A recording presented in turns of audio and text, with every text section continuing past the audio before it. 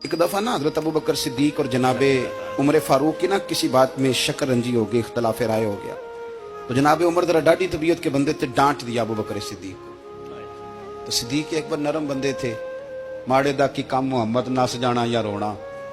तो वो गा के ना तो पहले घर रोए, फिर हुजूर के पास चले गए।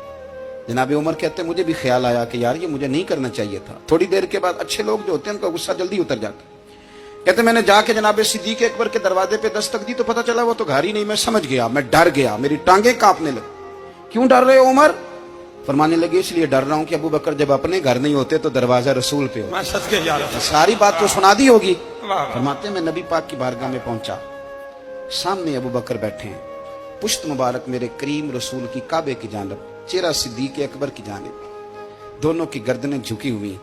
जनाबे उमर पाक फरमाते हैं कि मैं बैठा था और सोच रहा था, सलाम ली, जवाब मिला, पर गर्दनें नहीं उठाई दोनों ने, मुकद्दस गर्दनें झुकी रही। मैं सोच रहा था कि अब हुजूर मुझे डांटेंगे तो मैं सिद्दीक के पैर पकड़ूंगा, मैं अली को सिफारिशी बनाऊंगा, मैं मिन्नत करूंगा, लेकिन कोई बोले तो बात बने ना। कहते जब देर हो गई, ये सुकूत भी बड़ा मुश्किल होता है।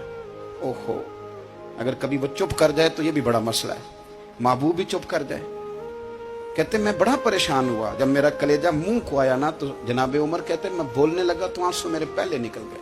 अल्लाहू अकबर। कहते मैंने रो के कहा सोनिया भूल गया था, मैं गया था अबू बकर के घर माफी मांगने, पर ये यहाँ आ गए।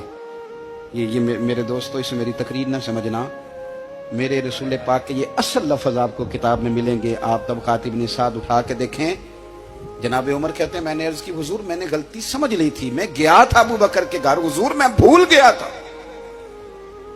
फरमाते हैं नबी पाक ने जब गर्दन मुबारक उठाई तो हुजूर की दाढ़ी आंसुओं से भरी हुई। सच की और लफ्ज क्या थे? फरमाया उमर तुम मेरी खातिर मेरे अबू बकर को माफ नहीं कर सकते थे। अब बात को समझे, ये नहीं फरमाया अबू बकर ने गलती नहीं की, फरमाया छोड़ नहीं सकते थे, तुम मेरी वजह से मेरे साहब को छोड़ नहीं सकते थे। फिर हुजूर ने फरमाया उमर ये सारा मक्का तलवारें लेके मुझे कत्ल करने आता था, यार ये अकेला था,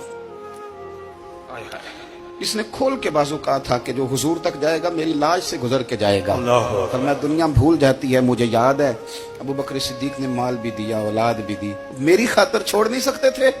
जनाबे उमर कहते हैं मैं उसके बाद समझ गया कि मेरे मुस्तफा की रजा इसी में है कि अबू बकर को राजी रखा जाए। सुभान अल्लाह।